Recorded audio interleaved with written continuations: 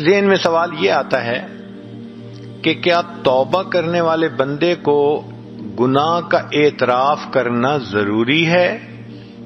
جواب جی ہاں، گناہ کا اعتراف اللہ رب العزت کے سامنے کرنا ضروری ہے۔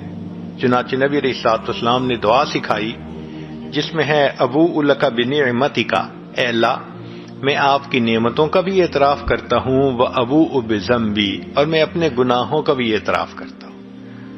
تو گناہوں کا اعتراف تو کرنا ہی پڑتا ہے، دنیا میں کر لے تو بہت بہتر، ورنہ جہنم میں جا کے تو ہر بندہ کا اعتراف کر لے گا۔ قرآن مجید میں ہے کہ جہنمی جب جہنم میں جائیں گے تو فرشتے حیران ہو کے پوچھیں گے ما جاءکم النذیر، تمہیں کوئی سمجھانے والا ڈرانے والا نہیں آیا تھا؟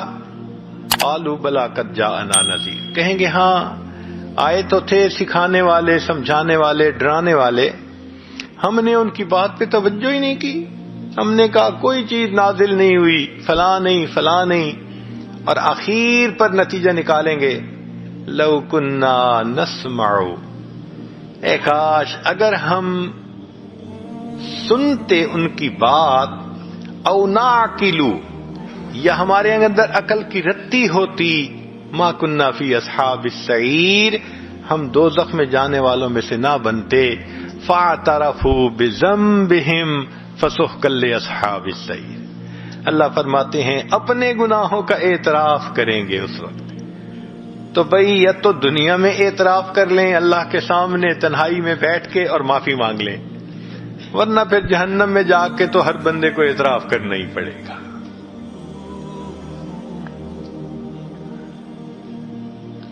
ایک سوال ذہن میں یہ پیدا ہوتا ہے کہ جی میں نے گناہوں سے توبہ تو کر لی مگر میں کمزور ہوں، مجھے لگتا ہے میں بچ نہیں سکوں گا۔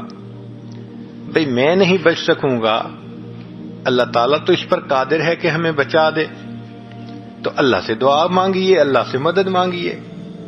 علماء نے لکھا ہے کہ جو شخص گناہ سے بچنے میں اللہ کی مدد مانگتا ہے، اللہ فرماتے ہیں اس بندے کی مدد کرنا میرے اوپر لازم ہو جاتا ہے۔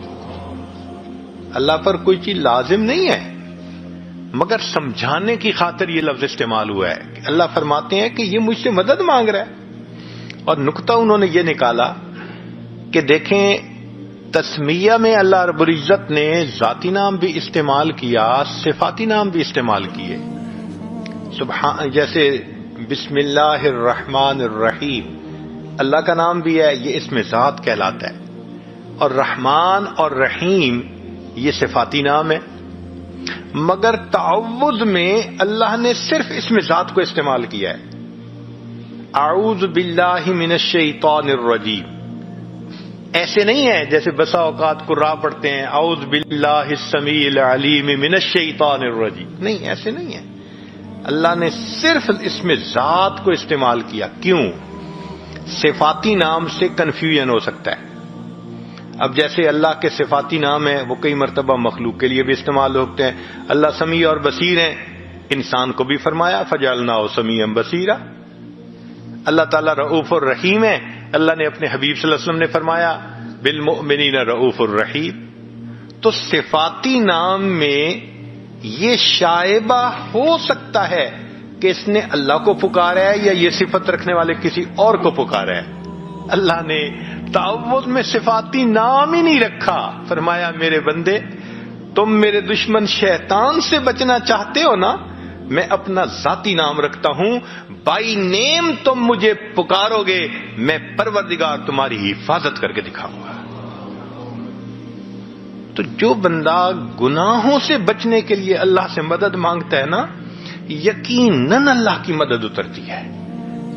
ہاں اگر کوئی بندہ دیکھتا ہے کہ ابھی بھی میرے اندر قوت نہیں، تو ایک اور بھی طریقہ ہے، اللہ والوں کے ساتھ مل کر توبہ کے کلمات پڑھ لینا۔ ہم نے دیکھا ہے اپنے شیخ حضرت مرشد عالم رحمت اللہ علیہ کو، ان کی صحبت میں بہت بگڑے ہوئے نوجوان آتے تھے، توبہ کے کلمات پڑھتے تھے، ان کی زندگیاں بدل جاتی تھیں۔ یہ جو مل کے توبہ کے کلمات پڑھنے ہیں اس کی بھی اہمیت ہے۔ دیکھیے قرآن مجید میں اللہ فرماتے ہیں فاستقم کما امرت ومن تاب معک، اے میرے محبوب صلی اللہ علیہ وسلم اب بالکل شریعت پر جمے رہیے، اور جو آپ کے ساتھ توبہ طائب ہوئے۔ یہ جو تاب معک کا لفظ ہے نا قرآن کا، یہ بتا رہا ہے کہ یہ بھی ایک فضیلت ہوتی ہے، یہ بھی ایک نسبت ہوتی ہے جو صحابہ کو نبی علیہ السلام سے حاصل کر لی تھی، اللہ نے اس کی لاج رکھی۔ پھر تو یہ جو کسی کے ساتھ مل کے توبہ کے کلمات پڑھ لیتے ہیں، اس سے اللہ تعالیٰ انسان کو پھر نیکی کی توفیق عطا فرما دیتے ہیں۔